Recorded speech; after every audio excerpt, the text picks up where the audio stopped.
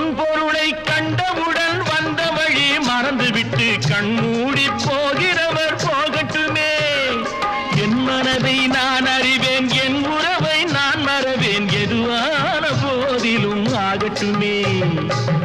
நன்றி மறவாத நல்ல மனம் போதும், என்றும் அதுவே என் மூலதனம் ஆகும். கண்ணை நம்ப